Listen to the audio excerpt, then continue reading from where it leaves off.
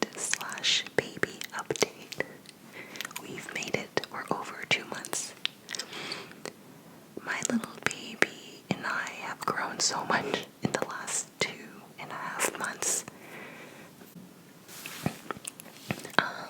Last week, my baby had his 2-month pediatrician doctor's appointment where he got weighed and got measured for his height and also received 3 vaccination shots.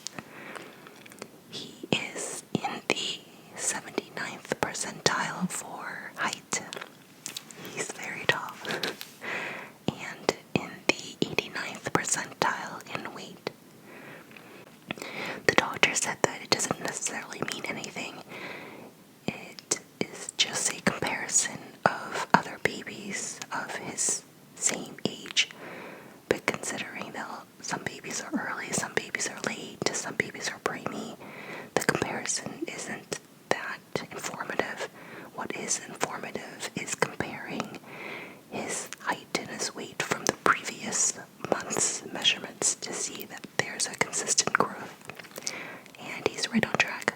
When he was born, he was in the 75th percentile in height and weight, and he's just about in that same range for height and weight this month, so he's doing absolutely fine. When they went to weigh him, they put the baby on a table, a special baby's table, because babies can't stand. So the entire table's a scale, but they have to release this latch to let it become, a balance. So as soon as they release the latch, it's like you're kind of surfing at the table, it jiggles, and my baby's like, yeah, yeah, let's go party. And the doctor is funny. The doctor is like, oh, most babies don't like this part. My baby's like, I love movement, keep on shaking. And he was just, oh my gosh, he was just giving so many big doe eyes to the nurses. He was having a great time at the doctor's. He didn't exactly know what was coming in terms of vaccination shots, but until that point, he was perfectly fine. So they had to give him 3 shots, 2 in the upper thigh, 1 in the upper thigh, and he cried so badly.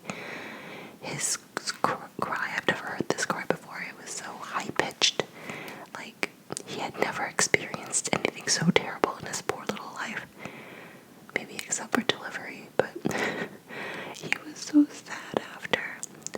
So the doctor gave us the appointment room, the doctor's room, gave us a little bit of alone time after the shots so that I could just nurse him and love him and tell him that it was okay.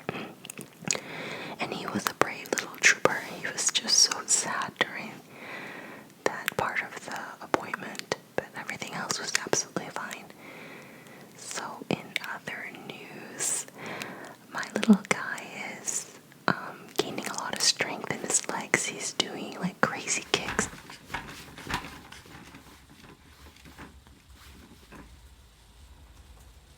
Hi. Hi. Where are you going? Are you just running? Hi.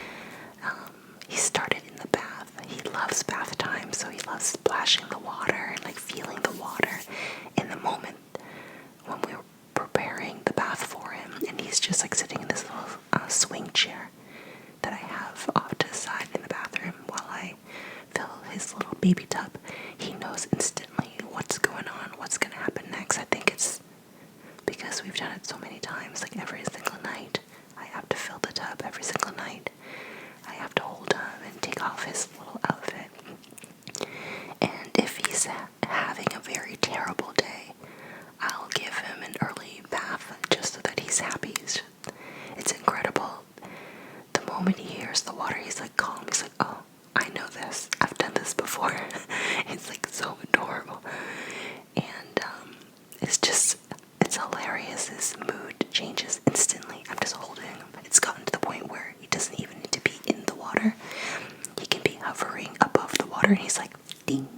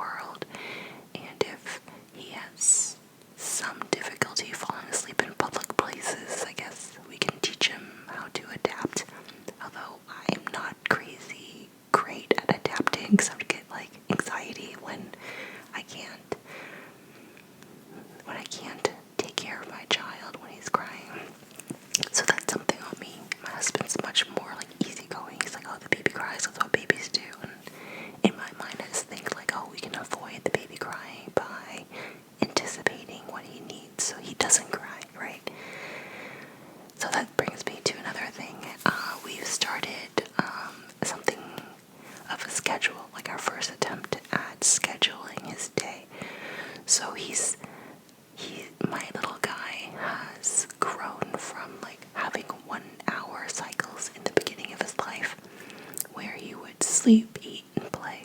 And play was literally for like 10 minutes, and he's like, I'm tired, put me back to sleep. And then at I think about the 3 week mark, he was on a 2 hour cycle where he would sleep for a little bit, play, eat for a little bit, and then play. And that would just keep on happening all day long. We have finally reached a point in just the last week where he's at a 3 hour cycle. So he'll nap for about 1 hour, 1.5 hours if I can, finagle that. Then he eats, which takes about 45 minutes, and then he plays for about an hour, sometimes a little bit more, depending on how tired he is. It seems to be working for him. He seems to be happy with this schedule. And I think partly he's happy because I can anticipate what he needs before he needs to tell me. So, for example, if he's eating at 6 o'clock in the morning, 9 o'clock, 12 o'clock, 3 o'clock, 6 o'clock at night, I can kind of sense when his next nap will be.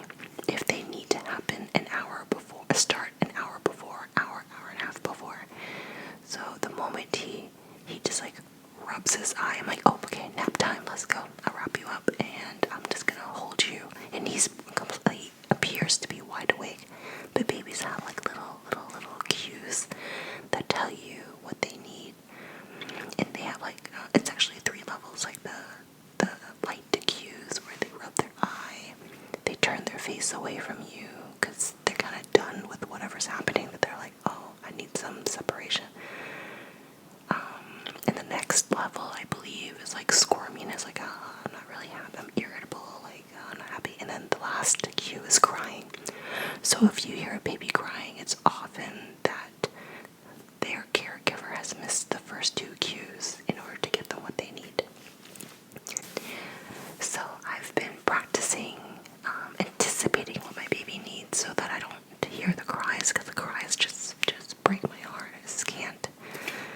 I can't listen to him cry like longer than like a whimper. And I think I wish my husband noticed more, but he's, busy doing other things. He works from home, but he's in his own office. He's in this room. Actually, this is his office, which is also our guest room. There's a bed there too. But he's, doing his own thing. But if he were someone who took notice, he would notice that the baby doesn't cry that much with me. Like, I'm always trying to be on top of things, trying to be on top of the baby's needs. If he needs to eat, I'm like, okay, he needs to eat right now. Like, nothing can get in the way of his schedule. We'll stay home, and I'll interact with him. I'll try to be close to home if he needs a nap, so that he can nap in his own bed instead of napping in the car seat or napping in the car with all the noise and the light. It's not like deep, good sleep, in my opinion. So, I think my baby has really appreciated the schedule. I'm just imagining this because obviously the baby can't tell me. But when I'm holding the baby, and this is before he cries, right? He's giving me a very light cue that he's ready for nap time. The moment I put him in a swaddle, he's like, okay, let's do this. I'm okay with this. And I put him in my arms, and his head's here. I'm just like singing him a little lullaby, and he's like, like he sighs, like at this sigh of content, just being like perfectly happy with the world, being okay with the circumstances, just being happy that someone's listening to him. And I just love that little happy sigh, like, oh, it's so sweet. And I just love that when I'm holding him and I'm rocking him to sleep and his eyes are slowly dropping, like he's allowing his body to melt into mine as I'm holding him. He's like giving up his weight. He's like, okay, you can carry me.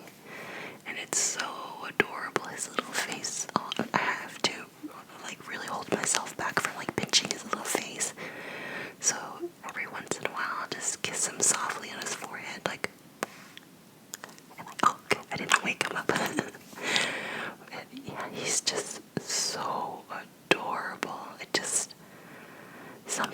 about this baby stage just makes my heart just melt every moment I look at him. It's so incredible, especially considering how hard this motherhood was in the beginning. There's just such a drastic difference from, a month ago to now. A month ago, I didn't think. I was just trying to survive. Like every minute, I was just trying to survive and give my child what he needed, put him first and myself second. Like, I don't need to shower. I don't need to eat. It's fine. I'll take care of the baby. But now the baby is smiling at me, and when he melts into my arms, I can feel his trust in me because he falls asleep pretty quickly, right? He just feels so comfortable. He knows what's going on. He knows the routine. And he has this sort of like energy that he's like, it's what a dream. He's such like his little faces. I call him my little angel. Just, oh my gosh. And I feel like he's happy with me, and that's such a rewarding feeling after all the work I put in the first month and a half, 2 months. Actually, it's 2 months already. After putting in all this work, I'm finally feeling like I'm receiving those smiles and those cuddles and that trust, and it's an incredible feeling, this mother-child connection. I just love it. I'm loving every second of motherhood. And some of you have asked if I'm gonna go back to teaching, and at the current moment, I'm not thinking about that. My whole life is about my child and about my family, and I really want to think about what we will do next to grow our family. I would like another child, maybe even 4, but my husband's like, no, 2 is enough, so we'll see what happens with that. But my focus, my energy is gonna be put towards my family. I just love this new role I've taken on, and I think being a teacher and having classrooms of, I had over 100 students every year, and preparing things for my students and caring about my students' development has prepared me for motherhood in a way. Or maybe that personality trait was always there, so being a teacher and being a mother have like a lot of overlying similarities. So yeah, I'm really happy with where I am right now. I'm really happy with being the caregiver in my family, and things are good. Yeah, things are finally